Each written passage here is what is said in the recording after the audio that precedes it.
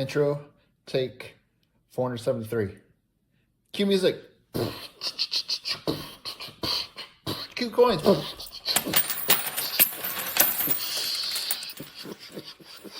Yeah. All right. Awesome. Now pick them up. I'm not rich. Okay, so I found this after searching through the coins. We saw the nickels last time, and I ended up splitting this into two groups. I'll go over the nickels again at the end there.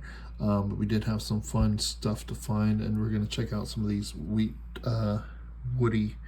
This is 1941 wood grained penny. We'll check out some of these woodies under the scope.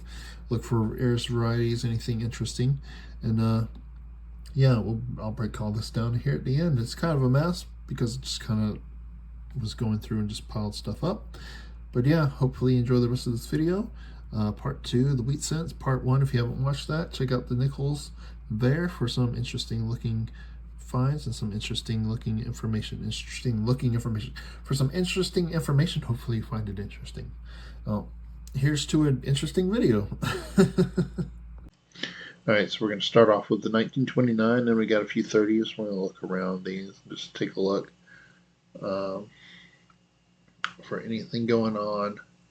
Adjusted, I've focused a little bit here because nickels are thicker than pennies are, so I had to focus in just a little bit. This one is pretty worn on the back. Not seeing anything going on. Let's check out the middle. 1 cent. United States of America. Nothing standing out on that one to me. Nothing standing out on that one. We got a 32. This one has a bit of that wood grain effect, the woody effect going on, where the improper alloy mix has caused the discolorations. Lighter color, yellow color on the background, and you can see this one has a little bit of lamination pill here. There's like a little bit of a laminating through there. Section of lamination, and even up to the rim there. A little piece of it is kind of flaking off. So the surface there's more right there. Ooh, on the nose. So that is a missing piece of the surface where it has split and flaked off. That looks like some lamination there because there's some there, and it looks like part of that's come off as well. So yeah, we got some lamination on this one. Some interesting looking lamination and a little bit of a wood grain effect. Alright, 1936 out of Denver. You can see it's got a little bit of cracks and stuff on the surface there, around there. And let's see, no really double dyes there. Nothing going on the surface. Those could be little dings. Those look like little dings, actually. The nose has kind of been smacked flat. You know what? We did not look at the reverse of that last coin, so we'll have to go back and do that. You can see there's some light splitting on the surface there. That is some just minor laminations there. Focus a little bit more there. So there is some very slight just cracks in the surface. A bit of that more lamination. Improper alloy mix is probably the best terminology for that. It's not a lamination until it splits really well and flakes off. Alright, so that's 36. This is the 32 that has the laminations on it, where it's actually split and flaking off. It's got some heavy wood grain effect on the back. And so pennies are made of copper and tin. All the lighter specks are just specks of tin that did not fully mix with the copper, which causes that wood grain effect. This coin does have some nice wood grain effect. That's the 32 and a little bit of lamination. Let's move on to the next coin, 1936. Come up here, you can find a few different double dyes on this date on the obverse. Here, let's look at the thing. It's really smushed. Can't really tell there.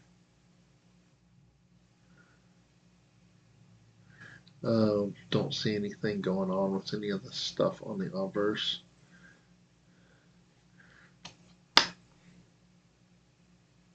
let's see. I believe there are some reverse double dies on here, but the reverse double dies are a lot harder to make out than the obverse, and this penny is really kind of beat up and dinged. I'm not seeing anything going on with the rims or anything like that.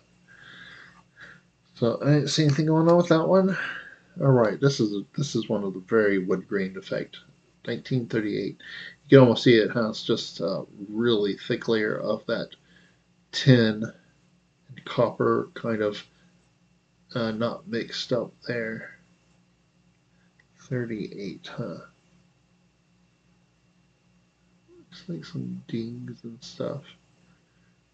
Don't know if there's any double dies or anything major marked on this. But this one is a very wood grain heavy coin. Very nice looking wood grain effect too on this one. Very heavy on that wood grain effect. So that's pretty neat.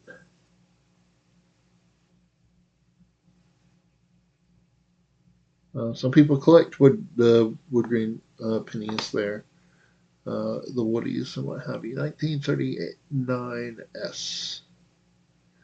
Down here on the bottom, I'm checking out down here on the bottom and along the rim because on the bottom here there um, is quite often a place where you can find cuts, die breaks on the rim into the bottom of the bust here on these pennies as well, similar to the nickels. So I'm checking that out as well. 39, which I got any pluribus zoom. Looks normal. I don't see any stretching there. And then also along the edges here, in between the wheat ears and the rim, you can find some die cracks and die breaks, cuts up in there. Um, so I always try to check that out. So that's the end of the 30s. Now we're getting into the 40s. Let's see, we have 1940 out of Philly. And this one is kind of dirty and gunky. Has a little bit of that striations across there from the improper alloy mix. Oof, there is a heavy. You see how it goes from just dirty cent to very heavy stripe there. Wow, interesting. Very cool. I haven't flipped these over and looked at them. I figured I would just put them on the scope and take a look. That is pretty neat looking on the back. Oh wow. Yep, I just pulled it up and just took a look at the back. And that one is pretty neat looking from the back. 1940 out of San Francisco. I don't see anything going on with the mint mark there. Nothing looks like it's going on.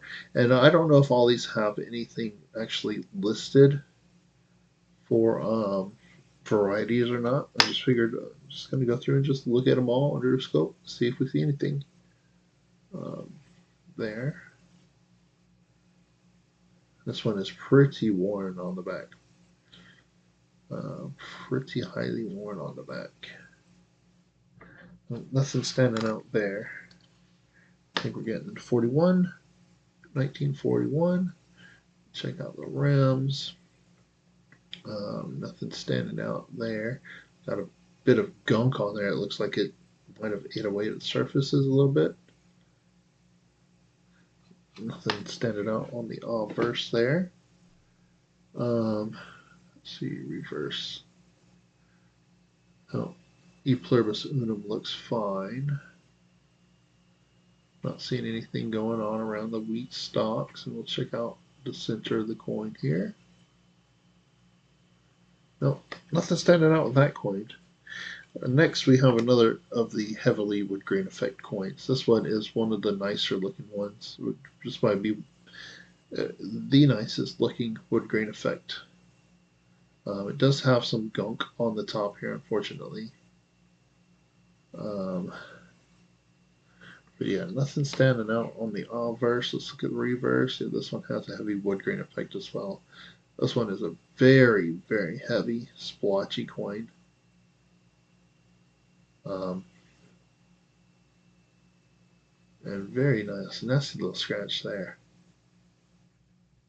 Nothing standing out in the middle there. that's a pretty cool looking coin. And then we got another 41 that has some of the wood grain. This one is a bit more heavy in places, lighter in places. Almost looks like some kind of like tiger or zebra stripe type looking thing there. Um, when you look up close, this one is very a bit more stripy in places. Nothing going on with the obverse. Let's check the reverse. Ooh, heavily striped coin on the back too. You can see where it's got that big old huge stripe of the copper there, where it may have been mixed well, but then a bunch of unmixed well alloy going along with it. Um, so pretty cool looking up close at this stuff, but nothing standing out on that one. That one may be the last of the wood grain coins in this lot here. Around 42 out of Denver, and it's pretty worn and beat up here. Not seeing anything going on with that. And it is pretty worn on the back too. So some of the stuff I'm probably not going to be able to see on this. On a lot of these, it may just be some laminations with how worn wheat cents can get. It might be some, some mint errors, um, die chips, um, die clashes and stuff. We might be able to see possibly some cuds, die chips that are on the rim. Might be able to see, but on a lot of these, they're probably going to be really worn and hard to tell. Back is pretty clean, cleanly struck here, or strongly struck. Has been worn out a lot on the reverse. It's mainly worn on the obverse.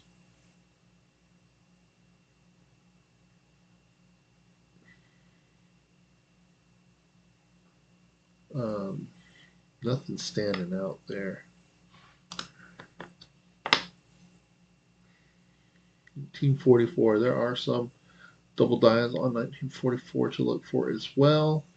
This coin looks like it's pretty worn and beat up. So if there was any doubling, I think there's a double eyelid you can find on this, but that one is pretty beat up. Hard to see. You can see the reverse is pretty worn and flat in places.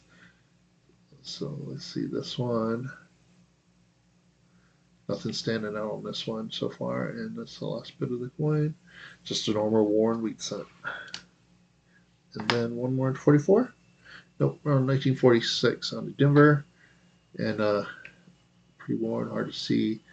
Tiny bit of that striations on there from possibly alloy, possibly the improper alloy mix on this one. It's very weak, very minor, very hard to see, especially with how dirty and whatever gunk is gotten on this coin. This coin's got all kinds of dirt, some green spots. So this one is a very problematic coin overall, but nothing standing out with that one. So let's see. I think we're on the 47, 45. Oh, I had them backwards. I'm trying to do these in order, but I guess I had a 46 in front of the 45s. So I guess we'll look at a couple of 45s, unless I have someone in the wrong spot. You can see the striations on this reverse, a little bit of that wood grain effect as well. It looks mainly up here in this section of the coin where the wood grain is. It kind of dies off halfway through the coin there. Um, let's see, what date is this one? 45. Yep, we had two 45s. Check out God We Trust. Nothing going on there. All Liberty. Nothing going on there. Kind of beat up.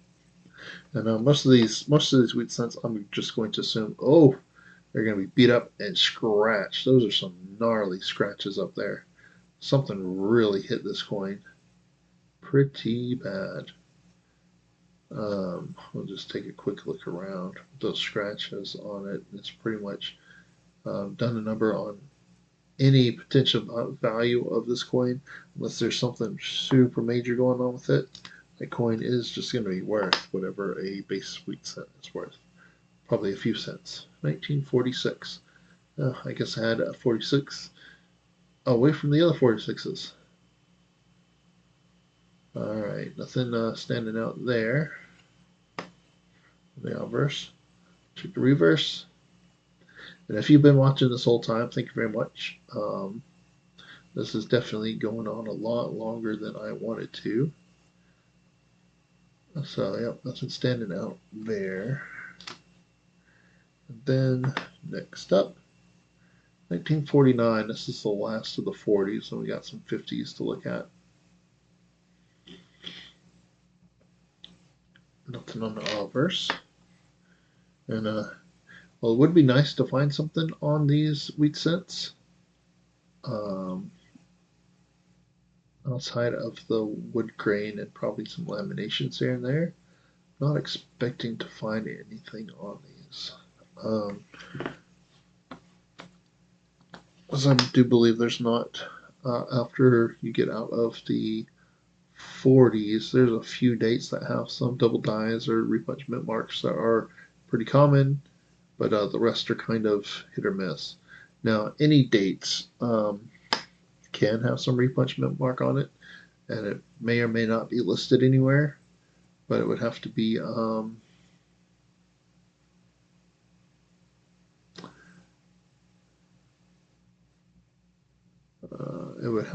at least very noticeable.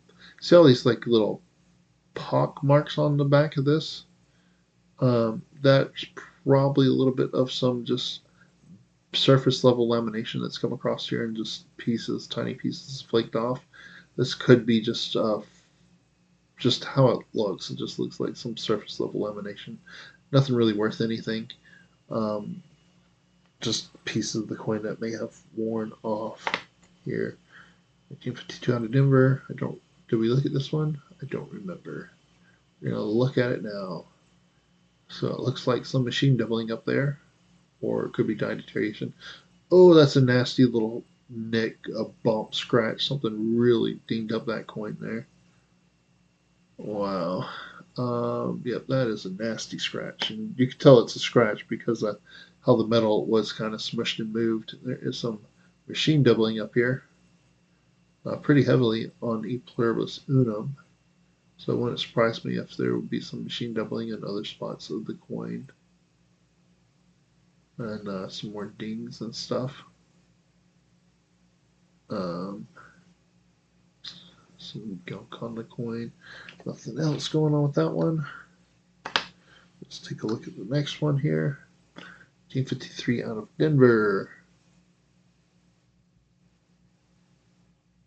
Um, Nothing standing out. I think you can find some repunchment marks on the 53. A lot of them are pretty minor and hard to see, and even hard to see on nice uncirculated coinage of the 53 out of Denver's. So seeing them on a circulated coin would be a little bit harder to see. I'll take a quick look again to the min mark, and I'm not seeing any type of doubling standing out for me there. See what do we got here? Another 53 Denver, and nothing really standing out on doubling. There's a nice little scratch there, something nicked into it. There's another little dig into the coin.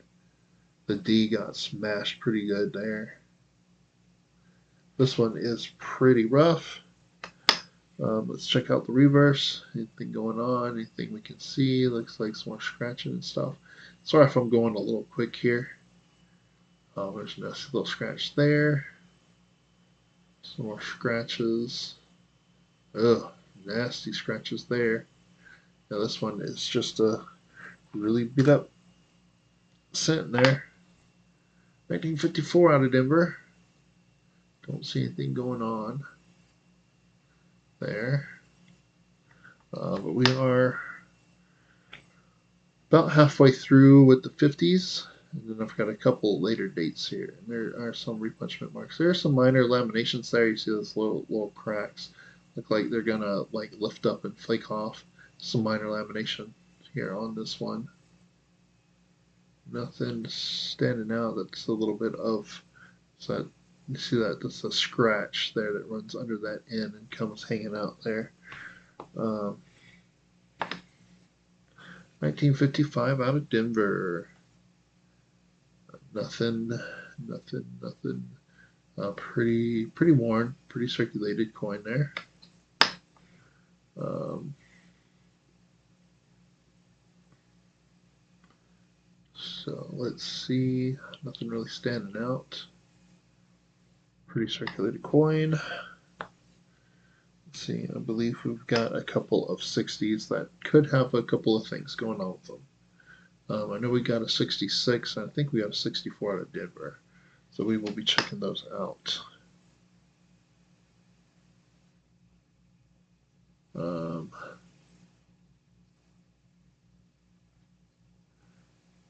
I'm looking at stuff pretty close and pretty big here on the screen, so I'm kind of moving through them a little quick here. 1956 out of Denver. You can find a D over shadow D. It would be a. You can find a few different types of mint marks here, but there is a potential of having a secondary D um, below. I believe it's below the 50 the mint mark there. But it is pretty weak, and it's kind of hard to see on circulating coins if you can see it at all.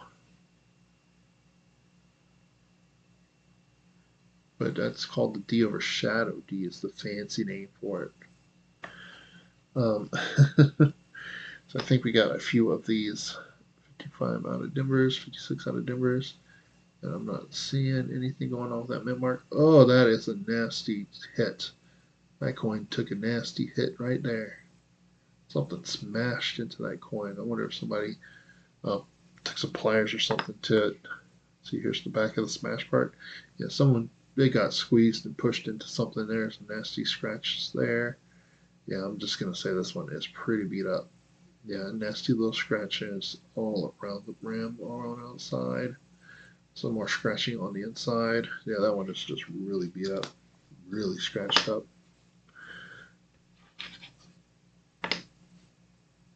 All right, 1955 out of Denver. This one has some of this light possible laminating pop marks, where some of the lamination has just kind of flaked off in tiny, tiny spots all over the surface. Um, if this was acid dipped, um, the the marks would seem a bit more um, fluid. Is probably the best way to put it. Where it's a bit more like something has kind of washed into the surface and caused it to be a bit more um,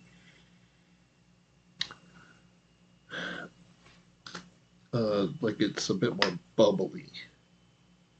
Another 56 out of Denver. Don't see anything going on there. Um, but that little type of like surface level laminating pop marks doesn't hold any value on the coins. Um,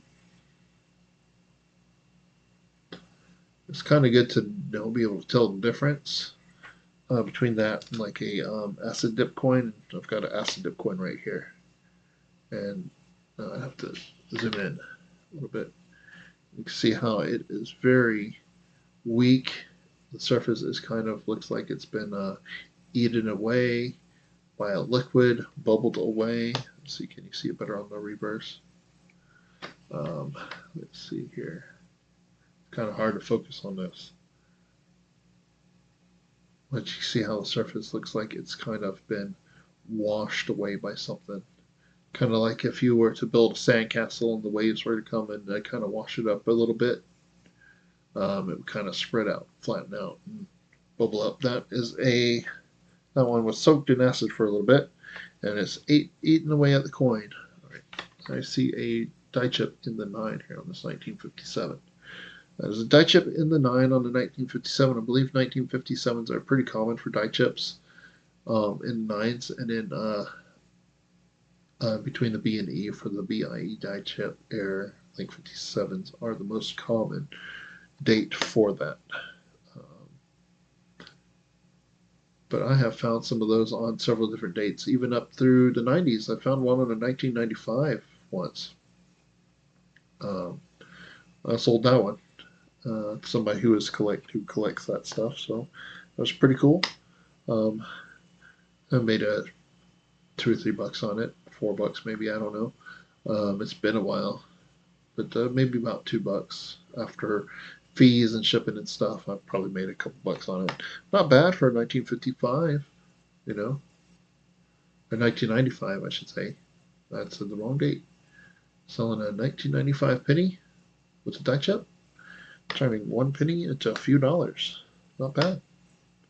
It's possible I sold it for a little bit more, but it's been quite a while, so it's been a while, so I couldn't tell you what I sold it for exactly. Um,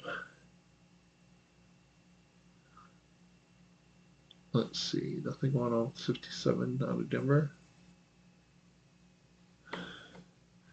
One more 57, and you got a few 58s. We're almost done. I think we got about 5 more cents to look at. There's another die chip, and it looks like we have a repunch mint mark on the Denver here. If you look at the bottom, you can kind of see the split in the serif there, and a split in the serif up here. Kind of like it's twisted a little bit. So the first D was punched straight, and then twisted just a hair when it was punched the second time. So that does look like a repunch mint mark with a die chip in the 9. I'm not going to look that one up, though. I think I found those before, and there's a little bit of possible machine doubling up here on some of these letters. But yeah, I believe I found that repunch mint mark before, and there's a few of them to look for on the 57 and 58 that are kind of minor like that. Aside from the splitting in the serifs, where you can tell that the D was twisted a little bit, nothing much else is going on with that. There's a little bit of a scrape that goes across this coin. So yeah, we got that. Oh, I got a 1953 hiding in the 58s. This one is pretty beat up and worn. You can see how kind of scratched up and beat up it was. It was kind of hard to see if that was a 53 or 58, so I just put it with the 58s. Let's see, nothing going on here. Oh, this one looks kind of nice. Looks like it's got some little luster on it. And look at the bottom corner of that Denver mint mark there. It's kind of hard to tell if that is a little ding or if that is a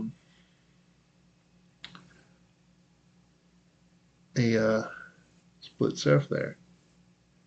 Kind of looks like it's just a little ding in the bottom of the D because I don't know. I'll take a look. I'll have to look that one up and see.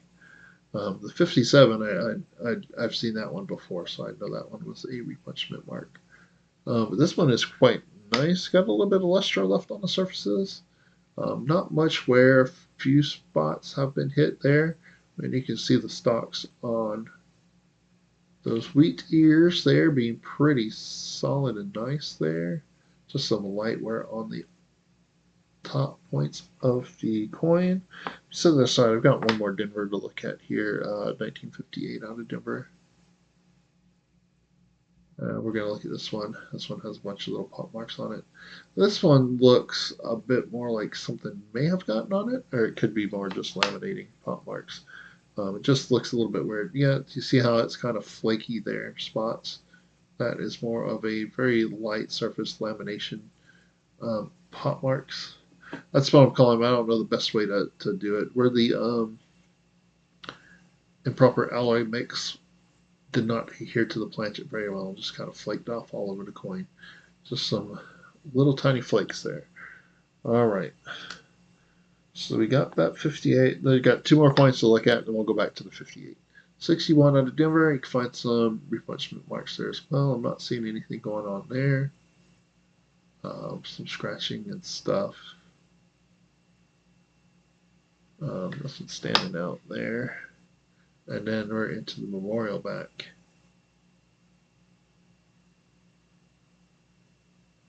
Nothing standing out there. 50. I got a 66.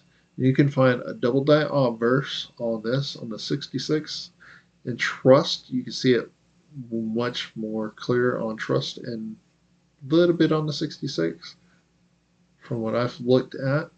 Um, that is a cherry pictures guide, and then there is some doubling you can find on the reverse as well. I believe it's on the top portion there. You can see it doubled. This one I don't see any doubling on. All right, so um, let's see. That's that. That's the last one. So let's go back to this 58 out of Denver. Kind of looks like a little bit of ding there in the bottom corner. So let's um, hit the Variety Vista, and we'll just go to Variety Vista Home. We'll come down to repunch mint marks, and we are 1958. So we're gonna repunch mint mark, go all the way down. Now there are a few of these here, so this might take a little bit. Let's zoom in a little bit so you just get a good look. And you see how this one kind of sticks out here. Let's go back to the coin there. See how it doesn't stick out. What I'm thinking is the D come down here, and it's just something kind of nicked into it and dug into the D sheriff there, because I'm not seeing any other signs of any other doubling, and there should be like a little extra sticking out, but I could be wrong. So let's just go back and take another, keep going. You see how this one right here kind of, you can see how it kind of, such a strong little sheriff split, but you can see more of the D Denver. This one has a little bit here, a little bit here, and this one is probably close. See how it has a little extra down here? It kind of looks like it kind of flops out the bottom. We'll open that one in a tab and we'll come back. See this one, it kind of has a little bit extra flump there, and you can see it's got the little extra flump there. I think there's quite a few of these for 58. So let's see. See, this one has just the slight split. This is what I would expect to see, not like a little ding in there. With some slight splitting. You can see an extra splitting at the top there.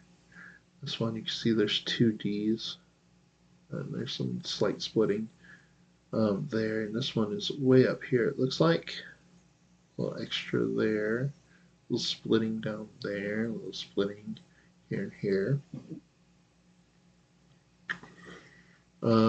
Here's some little splitting here, but you see an extra D and some nice splitting up here.